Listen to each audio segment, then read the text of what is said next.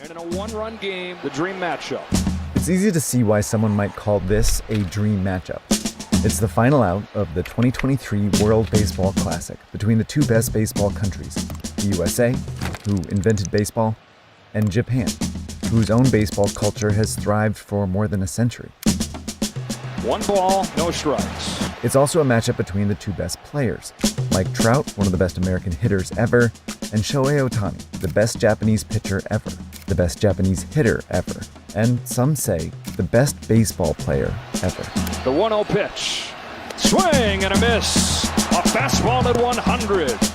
But I think this is more than a dream matchup between two great teams. 2-1. 2-2. Or even two great players. The count goes full. It's the moment baseball's past met baseball's future. Ohtani's ready. Trout's ready. 3-2. And the future won. He struck him out! Japan's back on top of the baseball world. East Asian athletes have had a long-lasting influence on American sports. In Major League Baseball, for example, this impact goes back more than 20 years, from Japanese players like Ichiro and Matsui to Taiwanese player Jae-Min Won, and now to today's stars such as Shohei Ohtani, Yoshinobu Yamamoto, and Korean player Jo-Hong Lee. However, from 2005 to 2025, the number of East Asian Major League Baseball players only increased slightly from 16 to 19. Yet, during the same period, their total salary jumped from $60.4 million to $181 million, a 200% increase, far outpacing the league-wide average salary growth of about 100%. And that $181 million doesn't even include the full value of Ohtani's extension or Yamamoto's $325 million contract. If we included those, the growth would reach nearly 450%. This clearly shows that the importance and market value of East Asian players in Major League Baseball has risen dramatically. And this impact is not limited to baseball. From pioneers like Yao Ming and Jeremy Lin to today's players such as Yuki Kawamura, Yuta Watanabe, and this year's newcomer Young Hansen, even the Korean NFL kicker Young Hong-koo. But with the rise in player numbers also comes a series of DI challenges.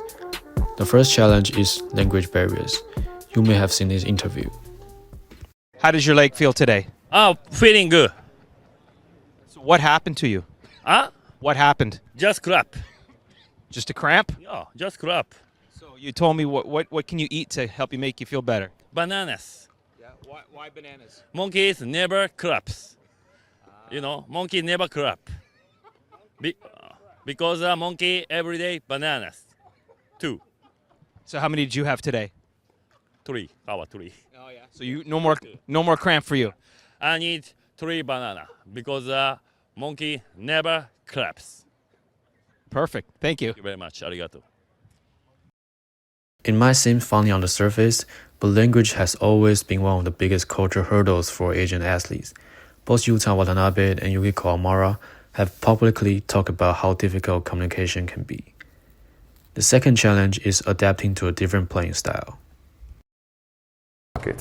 James Harden was giving me bad body language on court, looking at me, just giving me side eyes and da-da-da-da, and I didn't like it. And so one day I found him, and when I say speak up productively, meaning you speak up firm, but with love.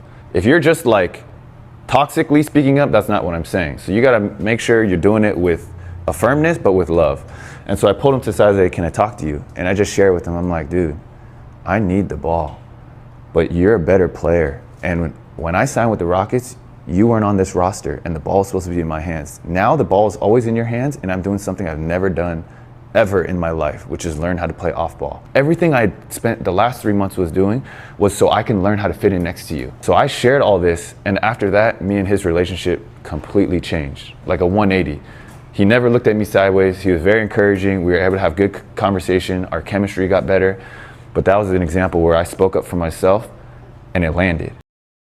Jeremy Lin overcame this through intentional communication and effort, but not every player has control over these factors. Off in the fourth. Spins, shoots the 3, and it's good!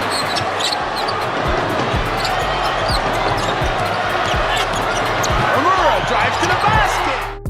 Kawamura, for example, was a national hero in Japan and nearly led Japan to an upset win over host nation France, with a 29-7-6 performance.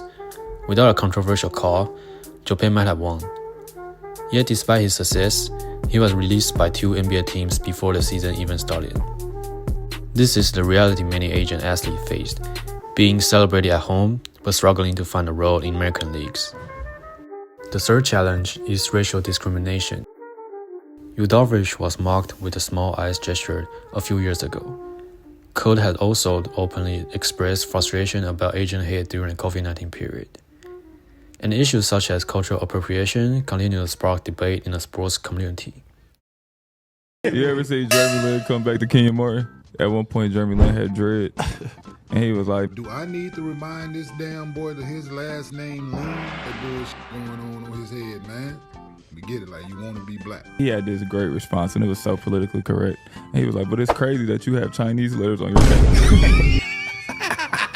On your arm. Yeah, on his arm or somewhere. He got it. It was fire. It was so great. And he did it in a very respectful manner because it was Ken Martin. Yeah. Hey, man, it's all good. You don't have to like my hair and definitely entitled to your opinion.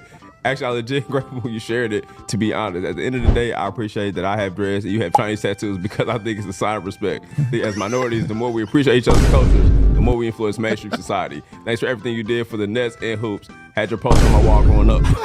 It was so respectful. But with all due respect. But he threw a shot. Yeah, the jazz. Lastly, many Asian athletes face mental health struggles and isolation. Taiwanese baseball player Yu Chang described the loneliness he felt returning to MLB after Taiwan's loss in the World Baseball Classic. 心理素质，对，因为我觉得在台湾打跟在美国打的心理素质很不一样。因为在台湾打，觉得整个人都放开，因为大家都站在我们这边。可是我在国外就觉得好像没有人站在我这里，然后我就只能自己默默的吃苦。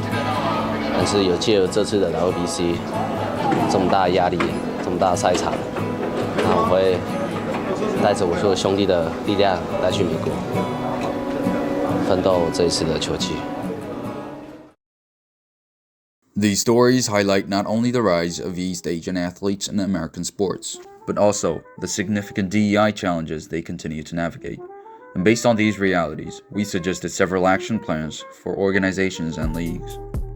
First, there is a clear need for adaptation support. Providing 24/7 professional interpreter access can help create a seamless adaptation environment for athletes who are adjusting to a new country. In addition, sport-specific English training, focused on vocabulary frequently used in tactics and gameplay situations, can help players better understand coaching instructions and communicate more effectively on the field. We also emphasize family integration initiatives, allowing the entire family to be well immersed in U.S. society, since the mental stability of family members is a significant factor influencing the player's own stability. Another important area is anti-discrimination. Organizations should adopt zero tolerance for racial discrimination, supported by rigorous protocols regarding punishments for both fans and players when incidents occur. We also propose creating media guidelines to address Asian athlete stereotypes, such as avoiding specific keywords like quiet or weak, as well as developing a manual to ensure prompt interview sessions with a proper translator.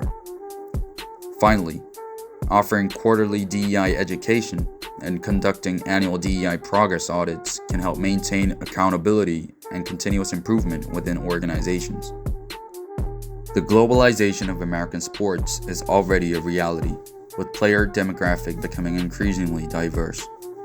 We can expect to see even more Asian athletes joining in the future, and the audience and fan base are also becoming more international. Because of this shift, changes in organizational culture are not just beneficial. They are necessary in order to keep pace with the evolving landscape of American sports. In 2025, MLB saw higher viewership across US TV and a 20% increase on Japanese TV, making it the most watched season ever there. I had a conversation with an executive over Major League Baseball, and they said that Shohei Ohtani was their entire international growth strategy. They view Shohei Ohtani as their Messi and Ronaldo figure, the type of person who almost becomes bigger than the sport to get people in the door, to care and invest emotionally in it. Because Ohtani is an Ohtani if he's not a two-way player. And he's not a two-way player if he doesn't play first in Japan. And he doesn't play first in Japan if not for generations of players who perfected baseball the Japanese way. America invented baseball, but it has been elevated by someone who is not from the United States. He breaks all of the unwritten rules of what people thought was possible for someone to accomplish as a baseball player.